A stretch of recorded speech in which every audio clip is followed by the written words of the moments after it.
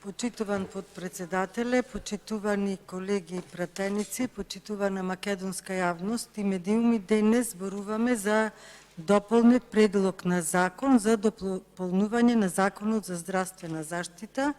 во кој е вграден амандман поднесен и усвоен од матичното работно тело, имено во Законот за здравствена заштита, во член 73 по став 5 се додава нов став 6, кој гласи: Јавната здравствена установа Здравствен дом Скопје, покрај дејностите на здравствен дом за подрачето за кој е формиран, може да врши дејност исклучиво за функционална проценка на деца и млади со засегната здравствена состојба до 26 години, во своето седиште и во внатрешните организациони единици, како и на територијата на Република Македонија во стручните тимови за функционална проценка на деца и млади со засегната здравствена состојба до 26 години во Струмица, Штип, Велес, Битола, Гостивар, Охрид, Куманово и Делчево.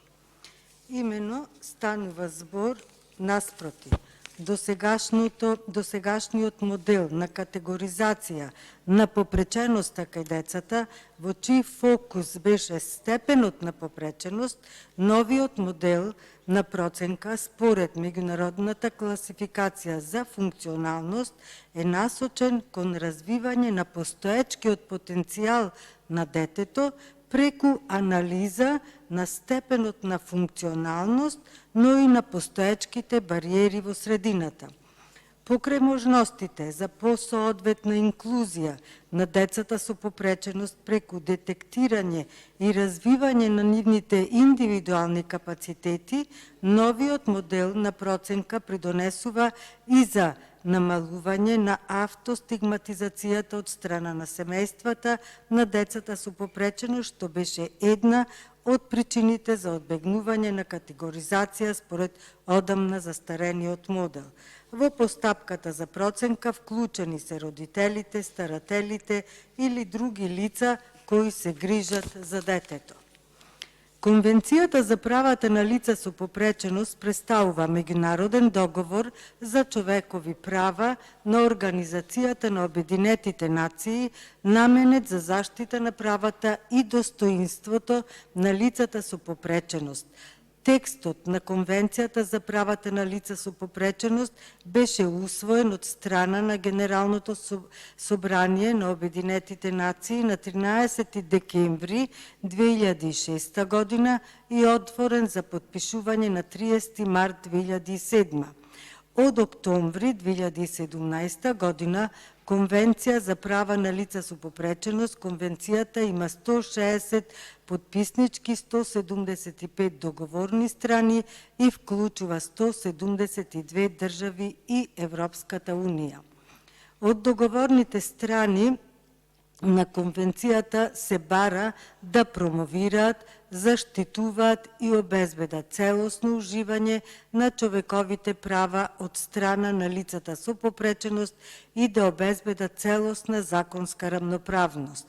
Воедно, Конвенцијата ги афирмира концептите за попреченост како флексибилни и еволутивни концепти што подлежат на континуиран развој. Исто така, Конвенцијата представува првиот официјален меѓународен инструмент што ја разгледува попреченоста низ призмата на човековите права и се залага за замена на застарениот медицински модел со социјалниот модел. Република Македонија ја потпиша Конвенцијата на Организацијата на Обединетите нации за правата на лица со попреченост на 30 март 2007 година, а ја ратификуваше пред точно 10 години на 5 декември 2011 година. Хелсиншкиот комитет за човекови права веќе години наназад работи на унапредување на правата на лица со попреченост во Република Македонија, пред се преку директна заштита на правата на оваа категорија на граѓани со обезбедување на бесплатна правна помош, како и поддршка на процесите на усогласување на националното законодавство со Конвенцијата за права и следење на нивната имплементација. со поддршка на меѓународните организации како ОПСЕ, Британската амбасада во Скопје, УНИЦЕФ, Фондацијата за демократија на Вестминстер, како и преку соработка со други граѓански организации, Хелсиншкиот комитет даде свој придонес во борбата за заштита на правата на лицата со попреченост.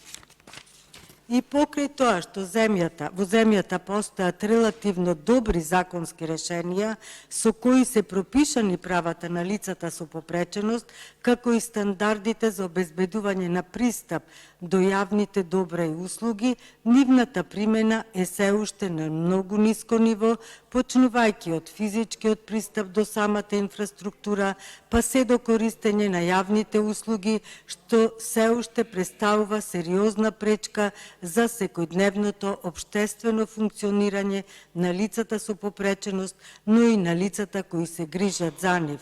Долгогодишната работа на Хелсиншкиот комитет во оваа област укажува на тоа дека лицата со попреченост и нивните семејства секојдневно се соочуваат со дискриминација, но и други правни проблеми во различни области за кои не се секогаш информирани каде би можеле да ги адресираат или пак за механизмите на заштита кои им се на располагање. Во директен контакт родителите и лицата кои се грижат за деца и лица со попреченост релативно слободно зборуваат за своите проблеми. Најголем дел од нив покажува релативно високо ниво на свесност и способност за препознавање на случаите на дискриминација и прекршување на нивните права, дури во случај на индиректна дискриминација, односно дискриминација по асоциација, меѓутоа само мал дел од нив ги пријавиле случаите до релевантните институции.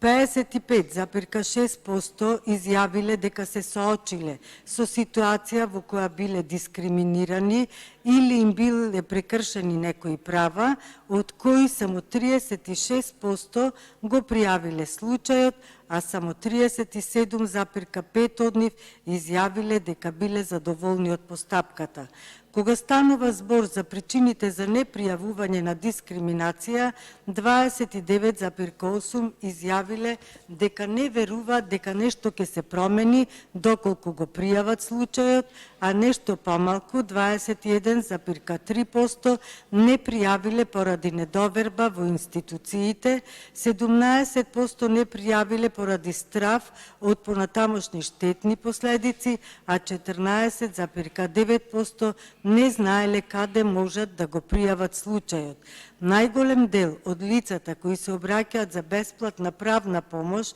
во Хелсиншкиот комитет иницијално делуваат охрабрено да преземат понатамошни правни дејства, но сепак неголемиот дел по првичниот контакт се откажуваат токму поради недоверба во институциите.